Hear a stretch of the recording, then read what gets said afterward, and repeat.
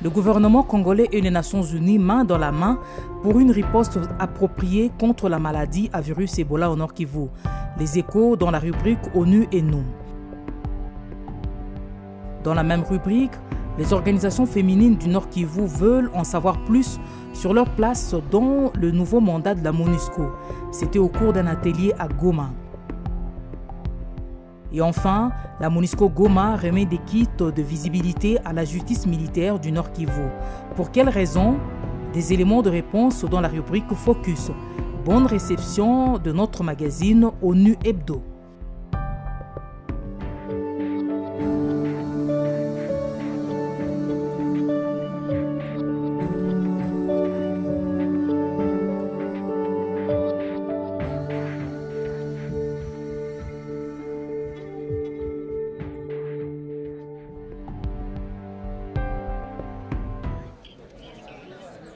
Depuis quelques semaines, la maladie à virus Ebola sévit dans le territoire de Beni, au Nord Kivu. Selon l'OMS, il s'agit de la souche Zaïre, la plus mortelle, mais aussi la plus commune. Sitôt la maladie confirmée, la riposte s'est mise en place.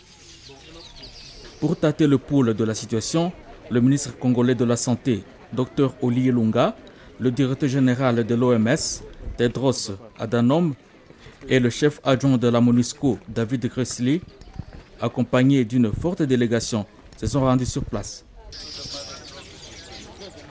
Ils ont visité l'hôpital général de Beni, qui héberge le laboratoire mobile de l'Institut national de recherche biomédicale et le site aménagé pour la prise en charge des malades à virus Ebola. La délégation a également assisté à la vaccination ciblée du personnel de santé de première ligne qui sera déployé dans la zone de santé de Mabalako, épicentre du virus dans le territoire de Beni. Nous venons de visiter avec le directeur de l'OMS ce centre de traitement de Mangina. Globalement, je dirais que nous avons beaucoup apprécié le leadership du gouvernement, le ministre de la Santé qui a très rapidement déclaré cette épidémie et son engagement ici.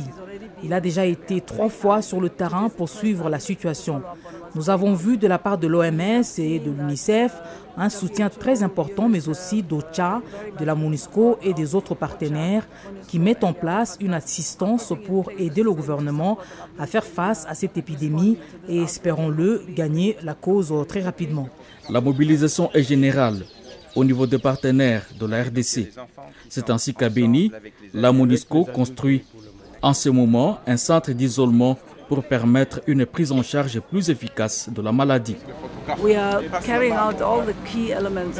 Nous mettons en place tous les éléments clés pour une réponse adéquate et nous faisons le suivi pour confirmer le cas.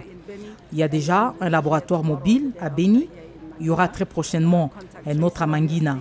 Nous avons visité le centre où MSF travaille avec le gouvernement pour mettre en place un système permettant d'accueillir un grand nombre de patients qui soient adéquats pour isoler et séparer le cas suspect, ceux probablement infectés, ceux qui sont confirmés et bien sûr ceux qui sont en convalescence. Un système qui soit en mesure de prendre en charge tous ces groupes.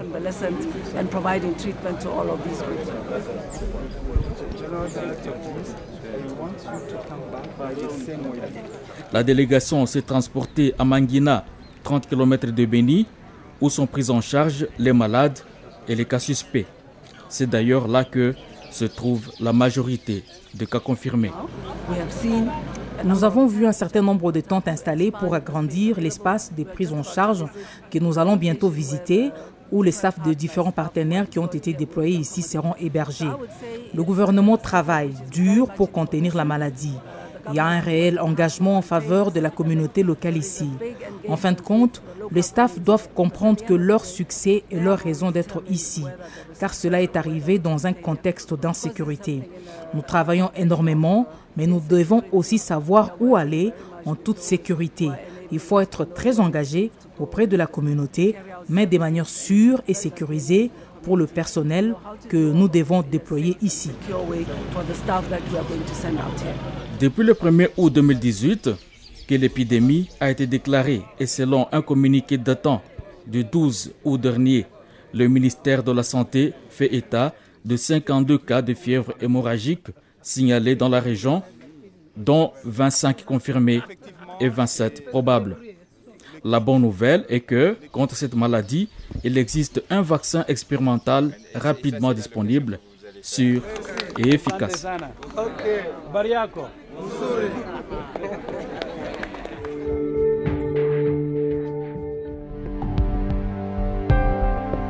Je veux pas prendre plus de temps. À Goma, la MONUSCO poursuit sa campagne de sensibilisation sur son nouveau mandat. Cette fois, c'est sur requête de femmes que la mission onusienne a conféré avec un collectif d'organisations féminines. Les femmes ont envie de savoir la place que leur réserve la résolution 2409 sur la MONUSCO. Les femmes que nous encadrons ont voulu comprendre la résolution 2904, étant donné que c'est une résolution qui tient en compte le fait qu'il faut qu'il y ait la protection des personnes civiles dont elles font partie, mais également les questions liées aux élections, en tant qu'actrices aussi dans les processus électoraux. Et les femmes ont voulu savoir quel est le rôle qu'elles doivent jouer en tant qu'actrices au processus électoral, pour en tout cas faire comprendre aux communautés en général la question liée à la protection des civils pendant la période de conflit, mais aussi la question liée au processus électoral. Quelles sont les responsabilités des uns et des autres dans ce processus? Maintenant qu'on est en période préélectorale, c'est très important de parler surtout de la participation aux élections et en particulier aujourd'hui la participation des femmes aux élections, que ce soit comme électeurs ou comme candidats. Les femmes représentent la moitié de la population congolaise et c'est très important leur participation. Je dirais qu'il y a beaucoup de rumeurs qui circulent parfois. Il y en a des questions qui restent parfois pendantes. Il y a des questions qui ne sont pas, qui prêtent à confusion. La question liée à la machine à voter, la question liée au processus électoral par rapport aux droits des femmes, droit à la participation des femmes. Et donc les femmes ont quand même compris qu'elles avaient aussi un rôle à jouer, un rôle essentiel, mais aussi ça nous a permis de pouvoir prendre certaines actions. Je pense que c'est une bonne idée de la MONUSCO pour nous faire comprendre cette résolution. Et ça nous permet aussi de comprendre comment est-ce que la femme doit se comporter par rapport aussi aux élections qui est en cours. En clair, les femmes attendent beaucoup de la résolution 2409. Elles comptent sur la MONUSCO pour les aider à participer pleinement et entièrement au processus électoral en cours.